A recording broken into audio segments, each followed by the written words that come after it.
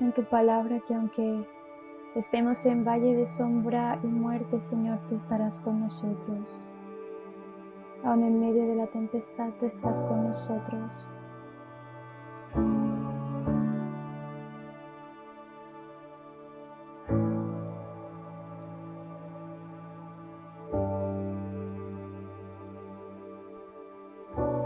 Tu voz me llama a las aguas,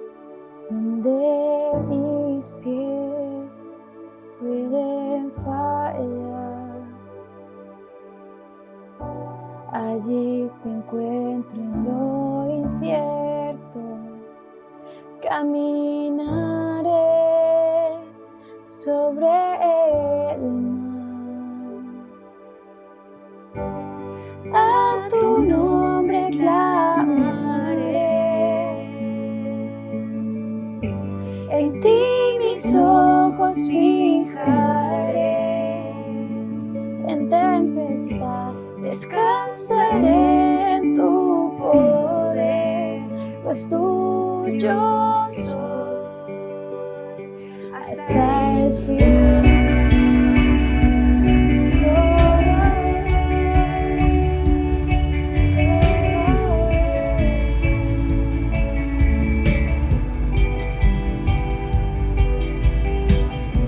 Tu gracia abunda en la tormenta, tu mano, Dios, me guiará.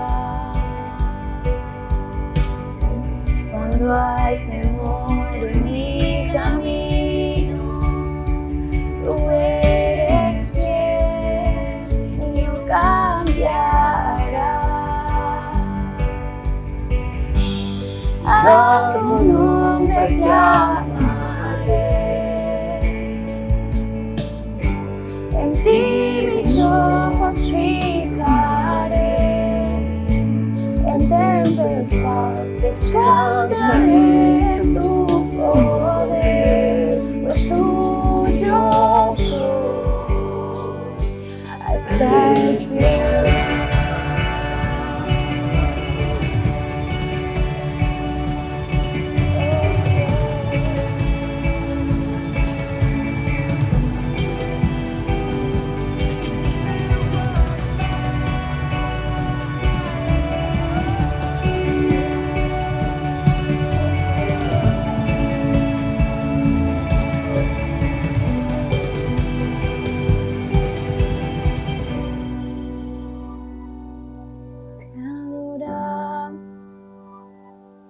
Te adoramos.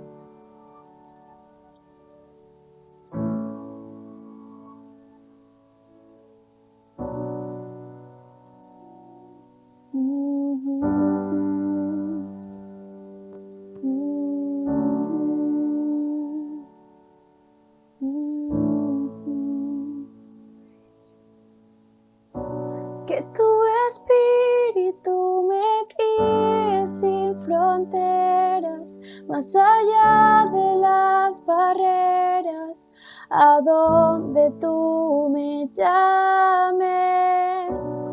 Tú me llevas más allá de lo soñado, donde puedo estar confiado al estar en tu presencia.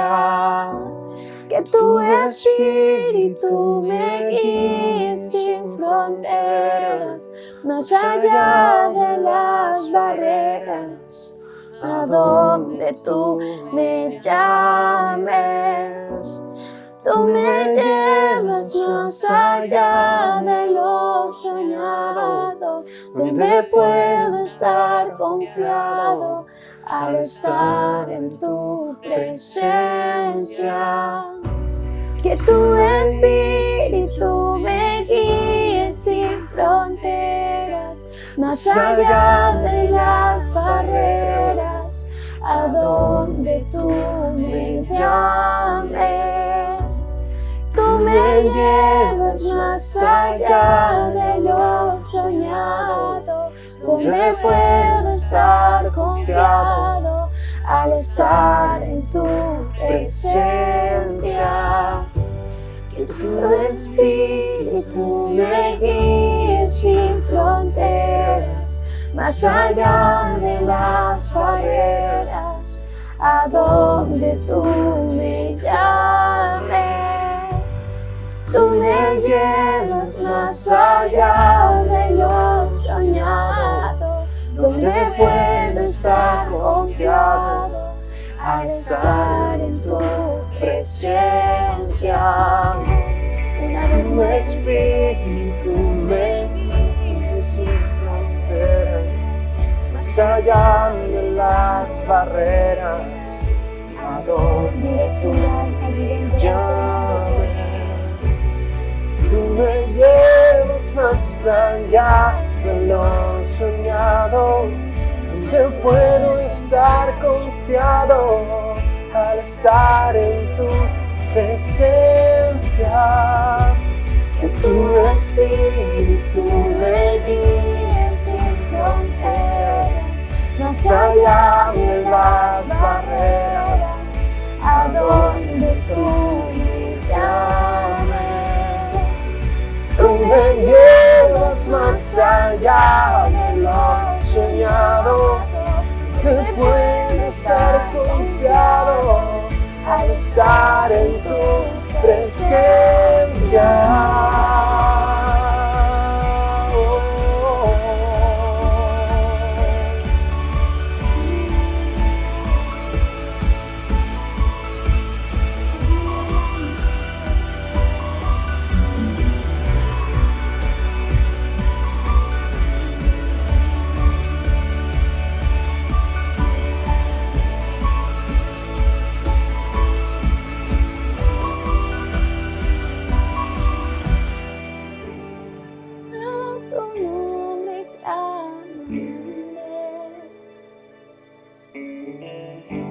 En ti mis ojos fijaré, en tempestad descansaré en tu poder, pues tuyo soy hasta el final.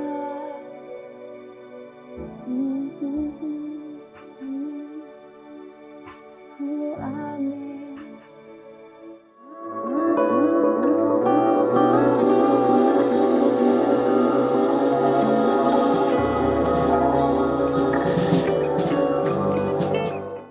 Hola, buenas tardes, queridos hermanos. Bienvenidos al estudio bíblico de los viernes por la tarde. Y estamos meditando en el Evangelio de Lucas. Concretamente, hoy con la ayuda del Señor veremos el tema Lecciones sobre la fe, sacadas del capítulo 8 de Lucas. Lecciones sobre la fe. Es bien conocida la definición que encontramos en Hebreos 11:1, que dice que la fe es la certeza de lo que se espera, la convicción de lo que no se ve. Hay dos palabras clave en esta definición: certeza y convicción. En un tiempo de incertidumbre, cuanto más necesitamos tener certezas, no cervezas, necesitamos certezas y convicciones. La fe es inversamente proporcional al temor, es decir, cuanto más temor, menos fe. Cuanto más fe, menos temor. Si quieres seguir conmigo este texto, te animo a que abras tu Biblia en el capítulo 8 del Evangelio de Lucas y vamos a ver 5 principios o 5 lecciones que encontramos sobre este tema de la fe. La primera lección sería que la fe viene por el oír la palabra de Dios, es decir, el Evangelio. En Lucas 8, versículo 1, leemos lo siguiente: Jesús iba por todas las ciudades y aldeas predicando y anunciando el Evangelio del reino de Dios. Nosotros deberíamos de comunicar lo mismo que el Señor hacía. ¿Y qué es lo que Él anunciaba? Pues el Evangelio del reino de Dios. En Romanos 10:17 dice: así que la fe viene por el oír, es decir, por oír la buena noticia acerca de Cristo. Jesús, desde el inicio de su ministerio, pues tenía ya un buen grupo de seguidores que iban con él por haberle oído hablar acerca del reino. Aquí en este pasaje menciona concretamente a los 12 apóstoles, a 12, se refiere a los apóstoles, menciona a 3 mujeres por nombre, que eran María Magdalena, Juana y Susana, así que podíamos contar los 12 apóstoles, Jesús, más las 3 mujeres, ya tenemos a 16. Y dice que otras muchas mujeres que le servían con sus bienes. Total, que podía ser un grupo de unos 50 o quizás 100 personas que le seguían. Y eso era el principio de su ministerio. La fe en Dios se produce en nuestro corazón al oír su palabra, su evangelio, la buena noticia de salvación por medio de Jesucristo. Dice en el versículo 4 que juntándose una gran multitud y los de cada ciudad venían a él. Fijaos en la frase una gran multitud. Así que vemos que el reino de Dios se expande y crece mediante la proclamación del Evangelio. Así que la fe viene por el oír la palabra de Dios, el Evangelio. La segunda lección acerca de la fe que encontramos en este capítulo 8 de Lucas es que la fe es puesta a prueba. La fe es probada. A esa multitud que se le había juntado alrededor de Jesús, le refirió la parábola del sembrador, también llamada de los terrenos o parábola de los suelos.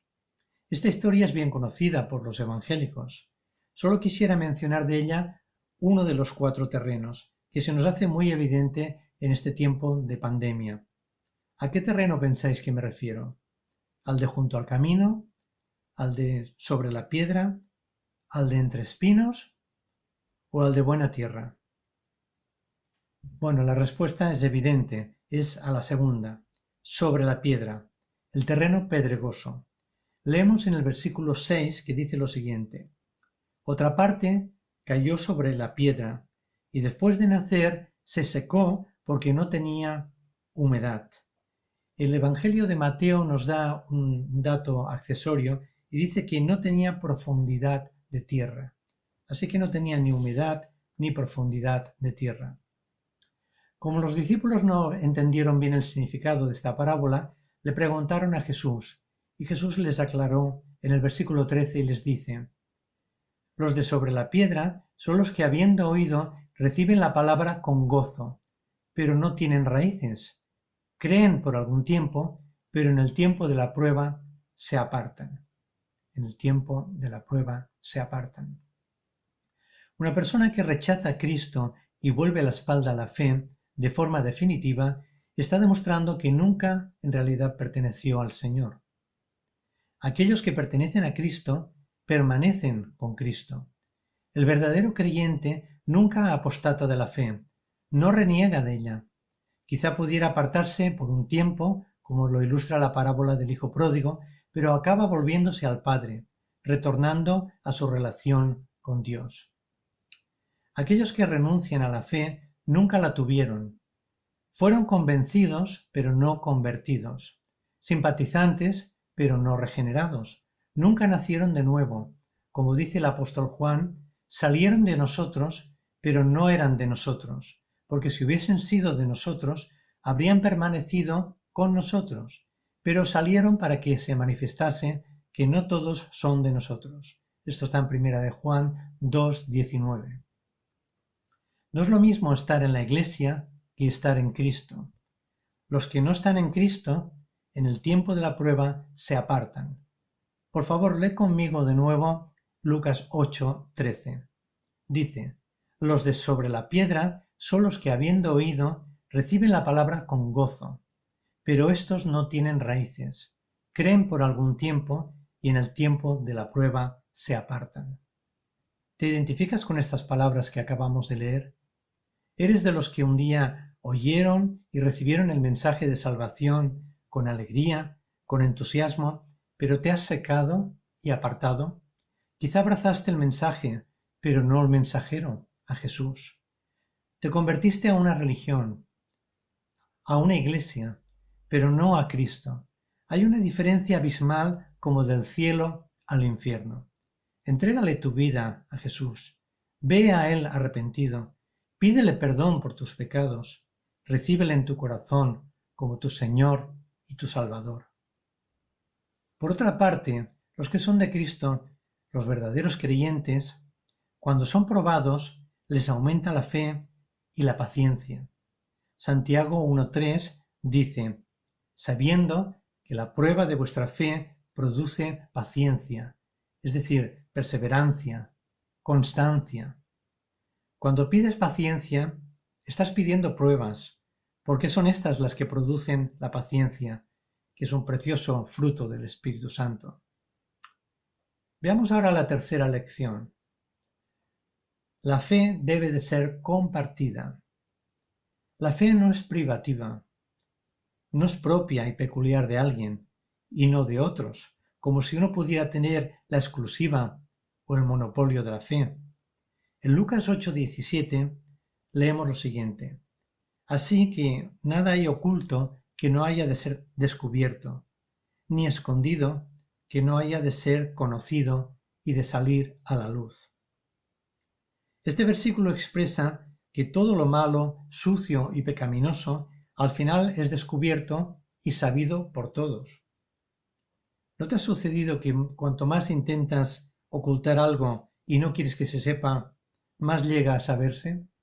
¿Te has visto pillado alguna vez con esto? De la misma manera, aun lo bueno, lo justo y honroso, como es nuestra fe, también queda expuesta, visible a los demás. En muchas personas existe el concepto de que la fe es algo íntimo y personal, que no hay que exteriorizarlo a los demás. Incluso hay un componente de pudor o de vergüenza, como si la fe fuera algo pueril o incluso vergonzoso. Por supuesto, quien piensa así no conoce realmente el Evangelio. Nuestra fe en el Señor Jesucristo es para ser compartida y anunciada por doquier, ya que el mismo Señor nos comisionó a ello. Eso es lo que nosotros llamamos la Gran Comisión. Lo podemos leer en Marcos 16, versículo 15. Leo en la Nueva Traducción Viviente que dice: Id por todo el mundo y predicad la buena noticia a todos. También en Mateo 28, del 19 al 20, dice: Por tanto, id y haced discípulos a todas las naciones, bautizándolos en el nombre del Padre, del Hijo y del Espíritu Santo, y enseñándoles que guarden todas las cosas que os he mandado. En Romanos 1:16 dice el apóstol Pablo: No me avergüenzo del Evangelio, porque es poder de Dios para salvación a todo aquel que cree. Es decir, no me da vergüenza anunciar esta buena noticia. Hermanos, debemos de compartir nuestra fe con el mismo gozo con que la mujer de la parábola de la moneda perdida, la cual se narra únicamente en el Evangelio de Lucas, y dice así: en Lucas 15, versículos 8 al 10, leo la Nueva Traducción Viviente, dice: Supongamos que una mujer tiene 10 monedas de plata y pierde una. ¿No encenderá una lámpara y barrerá toda la casa y buscará con cuidado hasta que la encuentre? Y cuando la encuentre, llamará a sus amigos y vecinos y les dirá: Alegraos conmigo, porque encontré la moneda perdida. De la misma manera, hay alegría, hay gozo en presencia de los ángeles de Dios cuando un solo pecador se arrepiente. Así que la fe debe ser compartida. Es un mandato del Señor. La fe no es una sugerencia. Él no nos sugiere: bueno, si os parece bien o si os encontráis a gusto, pues anunciad mi Evangelio. No, es un mandato. Id y predicad el Evangelio.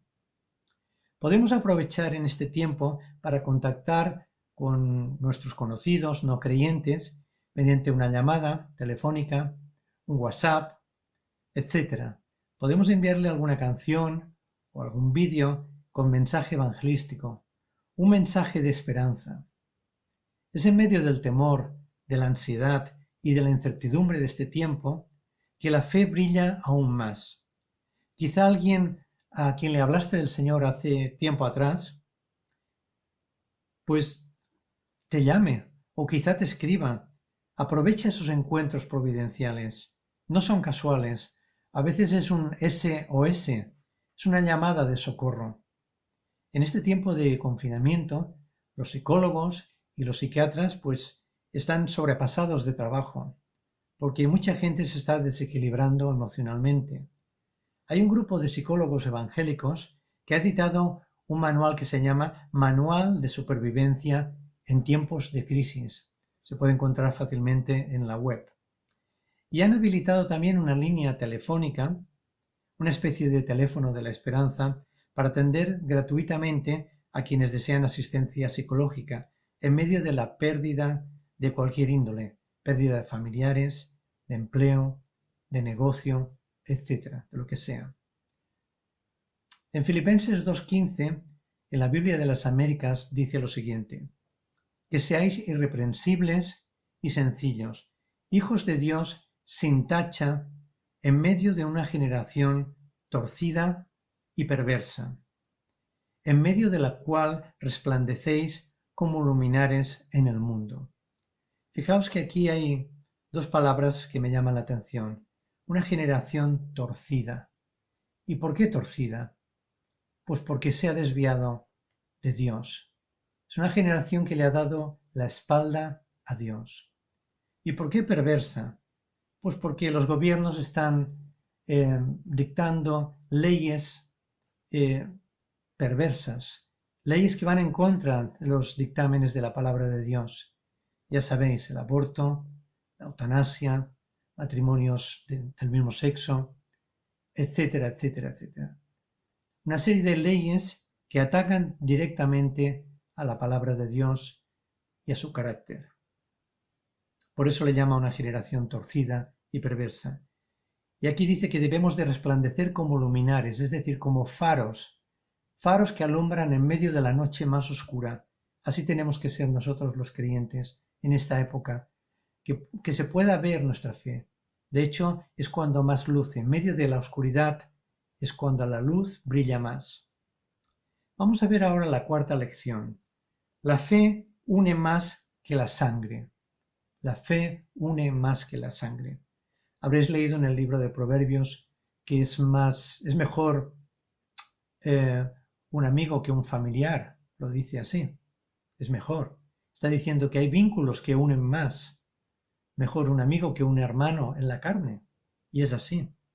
Pues eso se puede trasladar también al ámbito de la fe. La fe une más que los vínculos de la sangre.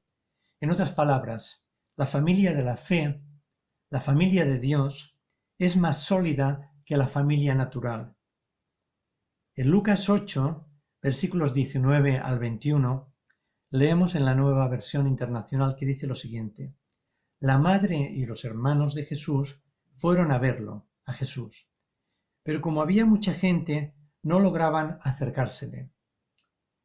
Tu madre y tus hermanos están afuera y quieren verte, le avisaron, pero él les contestó, fijaros en la respuesta: Mi madre y mis hermanos son los que oyen la palabra de Dios y la ponen en práctica.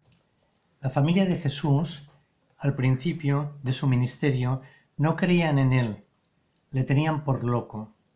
Jesús sufrió en su carne la persecución no solamente de los religiosos de la época, sino también de sus parientes, su familia. En Juan 7, versículo 5, dice, porque ni aun sus hermanos creían en él. Se refiere claramente a sus hermanos de sangre.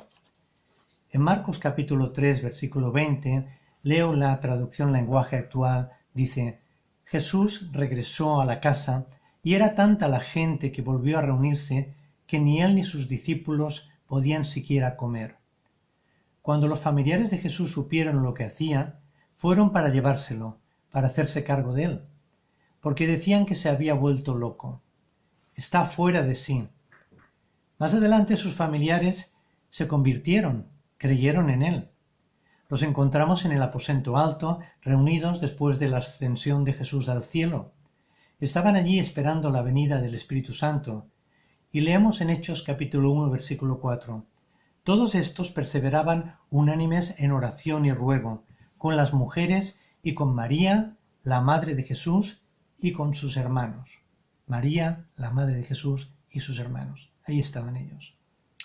Los autores de las epístolas de Judas y Santiago eran hermanos de Jesús.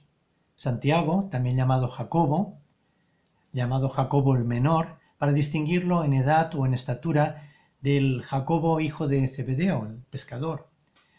Pues este Jacobo fue también pastor de la iglesia de Jerusalén, el hermano de Jesús, pastor de la iglesia de Jerusalén, y fue una de las tres principales columnas con las que se relacionó el apóstol Pablo al principio de su ministerio. Y esas tres columnas, podéis imaginaros quiénes eran: Pedro, Santiago o Jacobo y Juan.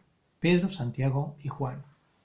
Estos son los tres discípulos favoritos, podríamos decir, que eran los que él se llevó Jesús al monte del Getsemaní esa noche antes de prenderle. Jesús nos previno de que por la fe en Él sufriríamos persecución. Y esta comenzaría por las de la propia casa, por la familia. En Mateo 10, del 21 al 22, leemos: el hermano entregará a la muerte al hermano, y el padre al hijo. Los hijos se rebelarán contra sus padres, y harán que los maten. Por causa de mi nombre todo el mundo os odiará, pero el que se mantenga firme hasta el fin, éste será salvo. Recién convertido, a los 17 años, os quiero contar un testimonio de mi propia vida. Recuerdo que mi madre me escondía los libros cristianos que yo empezaba a leer. Tenía una avidez por saber de lo que era la vida cristiana, conocer de Jesús, conocer de su iglesia. Y bueno, pues ella me escondía los libros. Un día encontré debajo de su colchón algunos libros de los que estaba leyendo en aquella época, pues de Watchman Nee, por ejemplo, La vida cristiana normal, El obrero cristiano normal, La iglesia normal, etc. Y también un día me encontré mi guitarra, una guitarra española, con la que yo alababa al Señor, hecha astillas dentro de su propia funda. Como sabéis, los que tocáis algún instrumento musical, pues se establece un vínculo de cariño, ¿no? de aprecio hacia esa guitarra concretamente. Ese día me dolió mucho, pero bueno, mi madre se convirtió 23 años más tarde en el entierro de nuestro hijo. Ahora están ambos con el Señor. Así que debemos de perseverar y seguir orando a diario por nuestros familiares no convertidos. Dios tiene un tiempo para cada uno, Él sabe el momento. Resulta más difícil convivir con los que nos conocen, nuestros padres, nuestros hermanos, con la familia no creyente, que convivir en la iglesia. Allí pues todos nos conocen más o menos, pero hay una cierta tolerancia, somos de la misma familia, de la familia del Señor. Pero en donde convivimos 24/7, es decir, las 24 horas, los 7 días de la semana y los 365 días del año, es con nuestros familiares. Y allí es donde nuestro testimonio es donde prima, donde es puesto a prueba. Así que la fe es puesta a prueba. Y la fe une más que la sangre. Vamos a ver ahora la última lección. La fe es imprescindible. La fe es imprescindible. En Lucas 8, del 22 al 25, narra la historia bien conocida, la conocéis bien, de Jesús calma la tempestad en el lago. Ya sabéis la historia. Se subieron a una barca y cuando estaban ya por el medio del lago, se levantó una gran tormenta, un viento muy fuerte, huracanado, las olas muy altas empezaron a inundar la barca, se estaba llenando de agua la barca, los discípulos se acercan a Jesús, él había ido a pegar una cabezadita. Dice en la Nueva Traducción Viviente, me gusta como dice, que fue a recostarse a echar una siestecita, una pequeña siesta. Y es que estaba agotado, llevaba una vida muy intensa, entre enseñanzas, milagros, sanidades, liberaciones, predicación y soportar a los 12, las 24 horas del día. Estaba cansado. Y fueron los discípulos: Maestro, Maestro, que perecemos, que nos ahogamos, nos vamos a ahogar. Jesús se levanta y actúa y todo cambia. Detiene el viento en un momento, calma la tempestad y se hace una grande bonanza. Qué curioso, cuando Jesús actúa, todo cambia. En el versículo 25, y ahí está el meollo de la cuestión, Jesús les reprocha: ¿dónde está vuestra fe? ¿Dónde está vuestra fe? Vosotros no confiáis en mí, es otra forma de decirlo. Dios está en control de esta situación en la que estamos viviendo ahora, y Él la cambiará a su debido tiempo, Él la calmará. No miremos los vientos que soplan fuertes más que al Señor que los calma. Es decir, miremos al Señor que calma los vientos, no tanto a los vientos. ¿Dónde está nuestra fe?, nos diría el Señor. Así que en conclusión, Este es un tiempo en el cual Dios, en su soberanía, está poniendo a prueba su iglesia. En Isaías 8, del 12 al 14, dice en la Nueva Traducción Viviente: «No llames conspiración a todo, como hacen ellos, ni vivas aterrorizado de lo que a ellos les da miedo. Ten por santo en tu vida al Señor de los ejércitos celestiales. Él es a quien debes de temer, Él es a quien debería hacerte temblar. Él te mantendrá seguro», dice el Señor. Él te mantendrá seguro. Es tiempo de evaluar nuestra fe, actitudes, nuestros métodos, nuestros formatos, nuestras relaciones, la paciencia. Es tiempo de revisión de vida, vida matrimonial, vida familiar, laboral, vida social, vida cristiana. Cuando hacemos limpieza a fondo en la casa, encontramos muchas cosas inservibles, ropa, aparatos, cosas que en su momento fueron útiles, pero que ahora solo ocupan espacio y más que nada son un estorbo. Así que de la misma forma, hagamos una revisión de las diferentes áreas de nuestra vida a la luz de la palabra. Revisemos nuestra fe, la cual es el motor de nuestra vida. La fe viene por el oír. La fe es probada. La fe debe ser compartida. La fe une más que la sangre. La fe es imprescindible. Mientras el mundo canta «resistiré», los cristianos cantamos «Él nos sostendrá». Él nos sostendrá. Así que el Señor os bendiga en este día y que Él colme de paz vuestros corazones, vuestras mentes, mi corazón, mi mente.